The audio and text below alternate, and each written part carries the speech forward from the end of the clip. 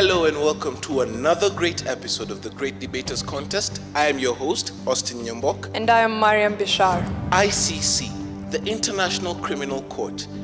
Do you think that this institution is not a deterrent for crimes against humanity? Debating this motion will be the lovely ladies of St. Angela's as well as Maryhill High School. We hope that the best they can do will be shown here today.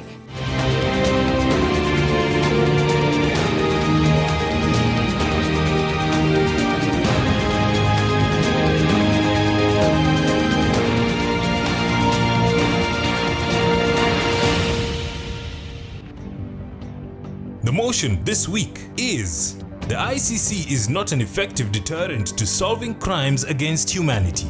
Proposing the motion, St. Angela's Girls High School. Opposing the motion, Maryhill Girls High School. Each contestant has 3 minutes to make their submissions. The audience also gets a chance to put their questions to each team. Each side will have an additional 1 minute to make a final statement. The judge's decision is final. The winning school will get an ICT chill-out zone with a widescreen TV, computers, webcams, and internet connection. The teacher from the winning school gets 100,000 shillings courtesy of Chase Bank. The winning students each get a tablet courtesy of Safaricom, a gift hamper from Unilever, and a gift hamper from mimi.co.ke. And together they all win the title, The Great Debaters. May the best school win. The first proposer, you have 3 minutes to begin. Hello everyone, my name is Mercy Kilonzi from St. Angela's Girls. I'm proposing the motion that says the ICC is not an effective deterrent to crime against humanity. ICC is the international court based in Netherlands, established in 1998 after the Rome Statute.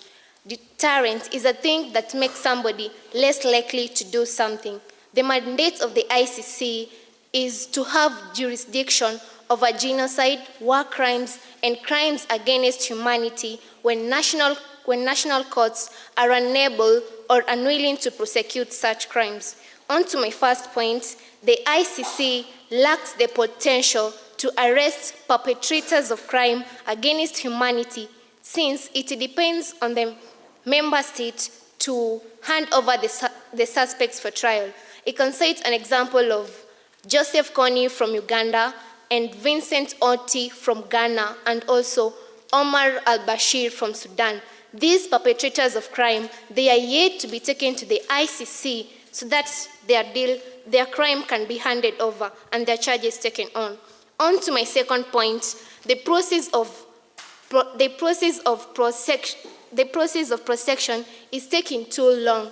We find that before the prosecution has taken place, the long period of time, events tend to occur such that the witnesses withdraw from the case. Also, we have the death of the suspects. I can cite an example of Mr. Lukuya. His death led to termination of charges, and therefore justice was not done.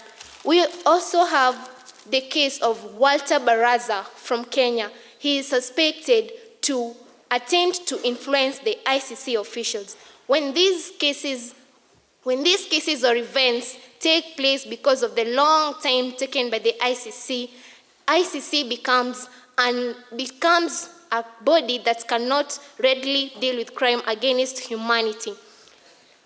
And then on to my third point, the ICC process is subject to the United Nations for the Security Council. We have the case of Syria, whereby on Thursday, 22nd May of 2014, Russia and China vetoed against referring Syria to the ICC. This was ignoring the support of other 65 countries and the Security Council, thereby denying the Syrian people their fundamental right to justice. I mean, their very serious and important right to justice. On to my fourth point. We have the case of Laurent Gbagbo. His soldiers are alleged to have killed more than 706 people. This shows how ICC is not an effective body to deal with crime against humanity. Thank you.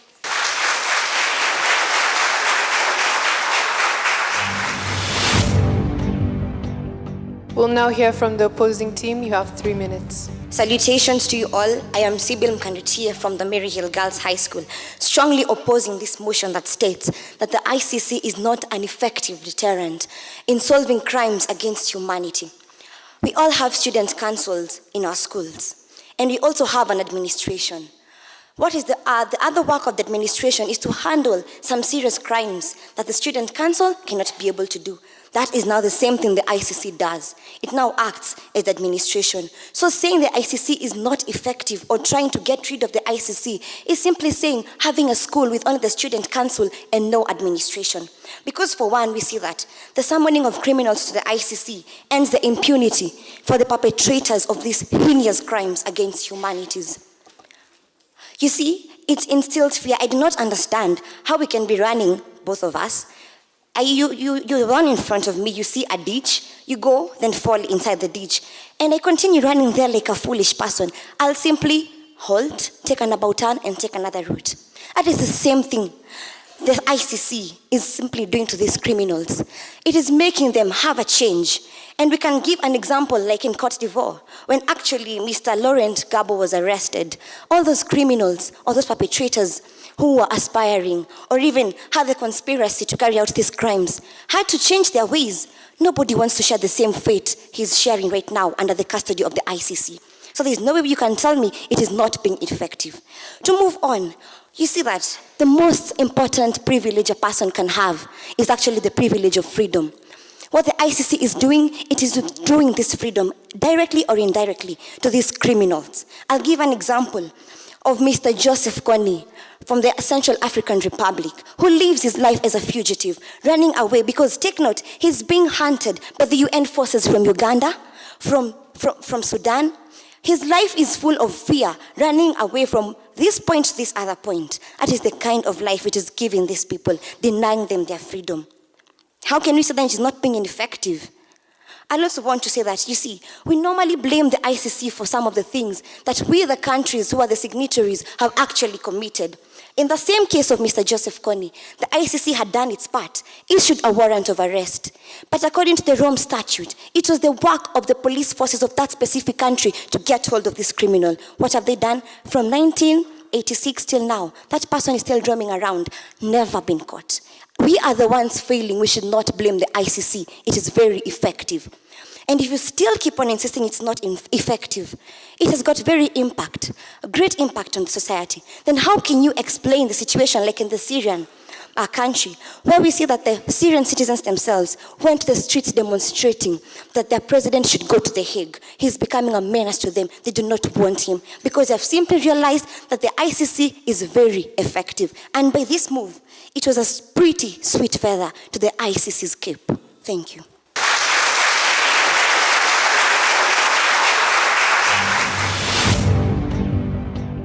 Opposers, you have 3 minutes to give a rebuttal. First of all, I would like to first disagree with my opponent here. How is it that we are busy here comparing a school council to the ICC? The ICC handles people who have committed crimes which have cost plenty of lives. Like now, the ICC also, the ICC isn't giving enough punishment to these people, as she has said, that they are taking away your freedom. Yes, they might take away this freedom that you have, but they are not giving you enough punishment. So I'm disagreeing with her when she says that it's giving you enough punishment. The ICC simply doesn't punish the perpetrators of these crimes enough. And then the ICC has a problem because most of the state cooperation isn't going really well. You find that some countries, when the ICC people go to investigate, the investigators are not getting enough security. They're simply not secure enough. We can talk about Laurent Gbagbo. When he was taken to the ICC, she's making a mistake because she said that he's going through hell, but at the moment, according to my research, he was taken to the ICC, and after over 700 people had lost their lives, and above 35 women defiled, the judges still asked for more evidence against him. What more evidence is required when these people are suffering in this way? What more evidence must we have to persecute such a person? And then we go on to another point whereby Syria was vetoed by the countries like Syria and China. They might have vetoed Syria for some personal benefits so that they might gain something. But then the ICC is currently being subject to the UN. You find that these people still haven't gotten what they deserve to date. To date, Syrians who injustices were committed against various years ago have still not gotten justice, because the ICC is being subject to the UN in that once they were vetoed and the UN let go of them, the ICC let go also. So you find that this is not enough. And then there's another problem. In the past, the ICC has had a problem with teamwork. Like when Mr. Luis Moreno Ocampo came to Kenya, was searching for evidence. You find that most times he wasn't working with his group, which is a major weakness on such a Supreme Court. Because when he doesn't work with his people, how will they be one in giving justice to the world? How will they succeed? Thank you.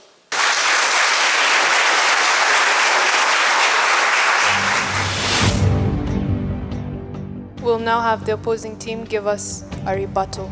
My name is Nancy Modoni from the Maryhill Girls High School, here to recounter everything that has been said.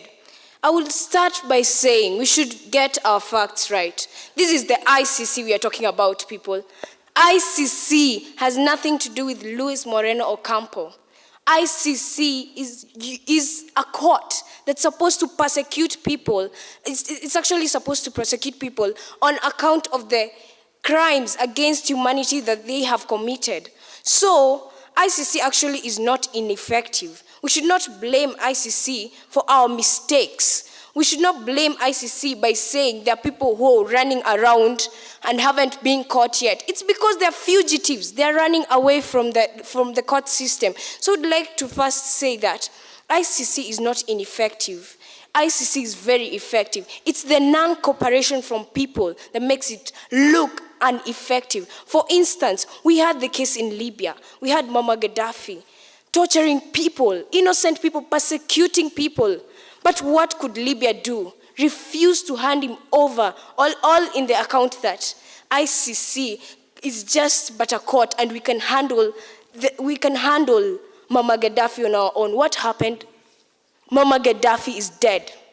We cannot even establish where the case has gone so far. We cannot even tell how many people lost their lives. We cannot even account for each and everything. So what are we simply trying to say? These local tribunals are actually very vague, and the court systems in Africa are very, very weak, and that's why we hand over those people to ICC for them to be prosecuted there by the authorities. We have no authority to do such a thing if we do not have a judicial system that's not well laid out, that lacks the resources to actually charge these people. Also, despite that ICC lacks a police force, ICC lacking the police force that it has, we still have a country like Belgium. Belgium arrested the vice president of DRC, who goes by the name Jean-Pierre Bemba.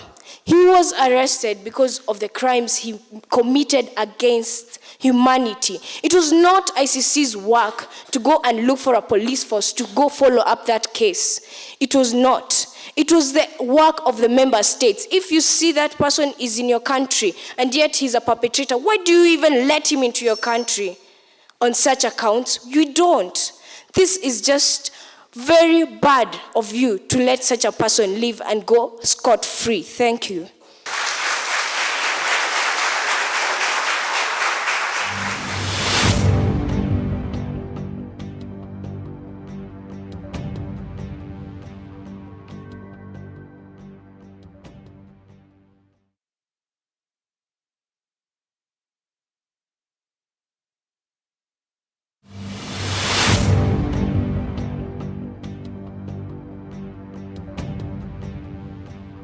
May we have 2 questions for the proposers? Thank you. My name is Fred Muthusi from Strathmore School, and I have a question for the proposers. I ask, if you think that the ICC is not effective, then what else do you suggest that we do in order to attain justice, the justice that you seek? My name is Esther Hopwahu from Bishop Gatimu Gandu, and I pose a question to the proposers. What did you actually mean when you say that there is no teamwork with the ICC court?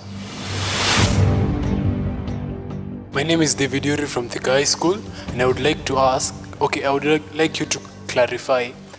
You say that we should use the ICC, and since national law and international law are different, why should we follow international law while we could follow the national law? Thank you. My name is Daniel Chapit, and I pose a question to the opposers.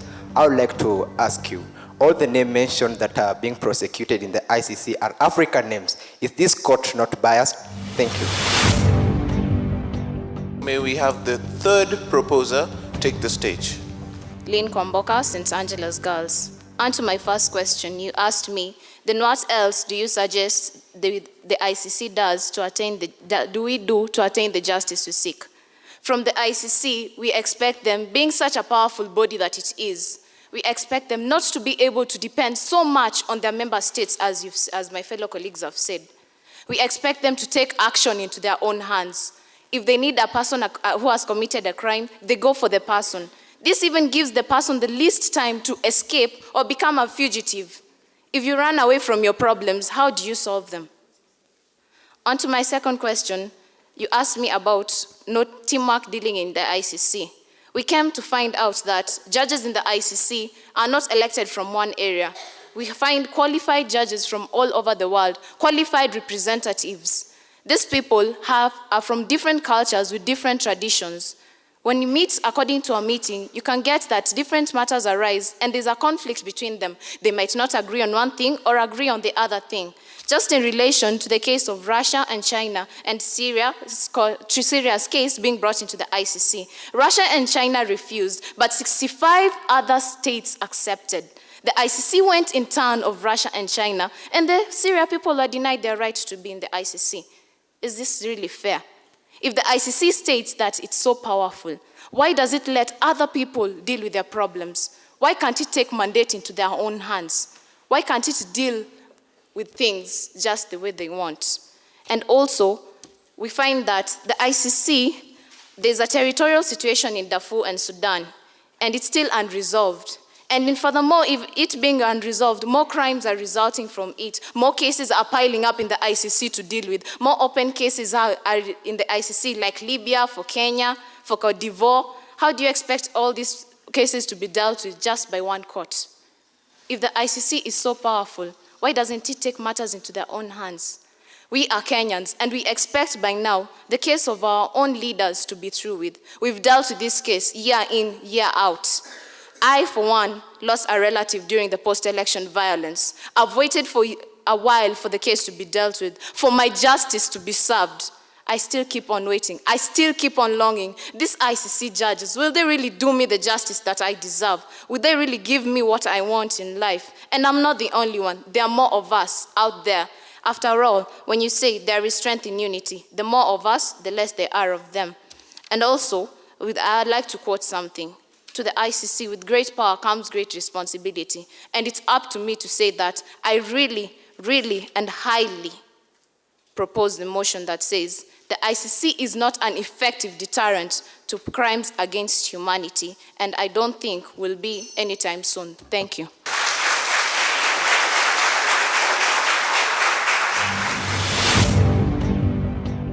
We'll now hear the response from the opposing team. You also have 3 minutes. Ladies and gentlemen, my name is Annie Drinya from the Maryhill Girls High School. Glad to stand in front of you and strongly oppose the motion at hand. I will start by answering your questions. You asked why we should opt for the ICC, yet we can use national law. Let us understand that the ICC is an international forum that caters for all the judicial system around the globe. Therefore, the ICC can deal with cases of leaders, for instance, who at times happen to be above the law. Let's give an instance of maybe a leader, a president, for instance. In some countries, they are above the law, and therefore, those cases cannot be handled in their respective countries. Therefore, they are submitted to a higher authority, the ICC, so they can be handled effectively. You talked about biasness. The ICC is not biased. The ICC deals with cases that have been submitted to it. It will not come and interfere with issues of other countries. So the fact that it has only dealt with African countries only suggests that maybe, for instance, Western countries can solve problems from within their countries. Then, moving on, they talked about the issue of time. The ICC, you claim that the ICC takes so long to establish or to give a verdict for various cases. It takes time in order to establish the truth and give the correct verdict according to the evidence that is given. I will move on to my points, and I will say that the ICC has proved effective it has brought to book three personalities, such as Jermaine Katanga, Thomas Lubanga, Charles Taylor. All these are warlords who have committed crimes against humanity in their respective countries. All these people have been put behind bars by the ICC. Then I pose a question to the proposers. What do we do to these people who are committing such crimes against humanity? Form a circle, take some traditional drink and handle the cases?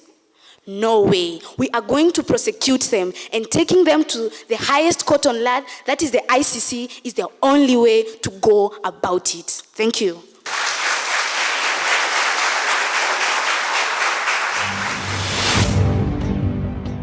We'll hear closing statements from the proposers. You have a minute. I'm Sandra Cheng, St. Angela's Girls.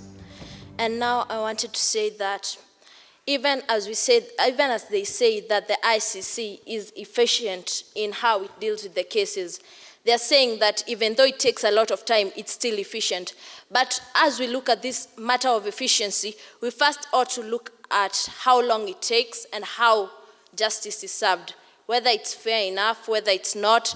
And if it's taking too long, that just proves how inefficient it is. And then there's this other issue whereby, yes, al-Bashir was submitted. He thought he was above the law, and so his country submitted him to the ICC. But then there's one major problem. He was submitted, but did they take him there? No, nobody went to pick him from his country and take him to the ICC. The ICC don't have a police force or a force that can capture al-Bashir and take him to the ICC. And so the major problem is, yes, they might be efficient, they might try to work hard, they may do their job to their best, but still it's not efficient enough for. These people are still not being caught in time. Some of them will just get away with it.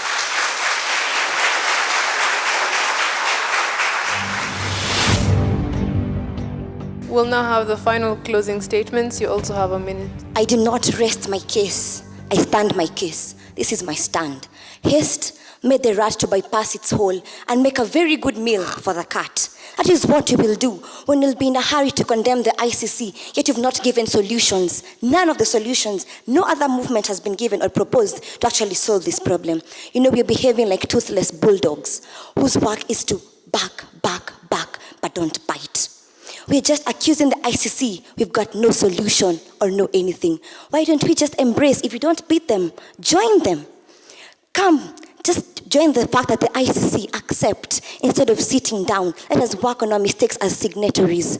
Let us, instead of condemning the ICC, pointing fingers at the ICC, cooperate and work hand in hand with the ICC if you want to make this world a better place. Thank you.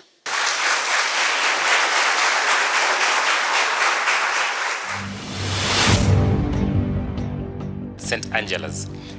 Mercy Sandra Lynn. Lynn is the strongest. She's the one who comes out quite strong. and possibly her input could have come earlier in the debate. If I'm to make a rearrangement, I think I'll start with Lynn, because we need that impact. You're very good, you're strong.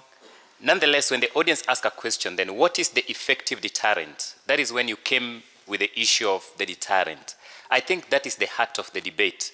And Maryhill has utilized that and has asked you a couple of questions. If ICC is not an effective deterrent, then what is? And in the course of your research, possibly you could come up with a solution that to us, ICC is not the deterrent, but we propose this as the effective deterrent. It was not so much forthcoming from your team. Mercy, infuse more of your personality into the debate. We want to see that intellectual energy. Passion is the word.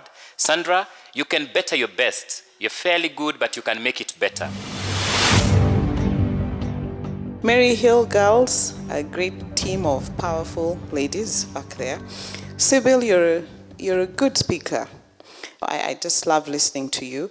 But maybe you want to work on your pacing so that you're not running. At some point, I was wondering whether I would catch up with your pace. So just work on your pacing so that when you're saying something profound, sometimes it's good to pause and let it sink in. Nancy, my namesake, Nancy's a great woman, so don't worry, you'll get there with time.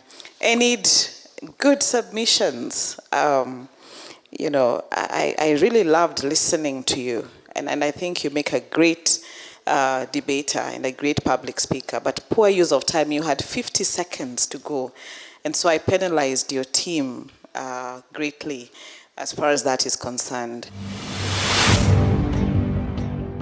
I'll start with St. Angela's, and the question was, what is the extra mile? I think as debaters it is good for you to look at the extra mile and give us alternatives.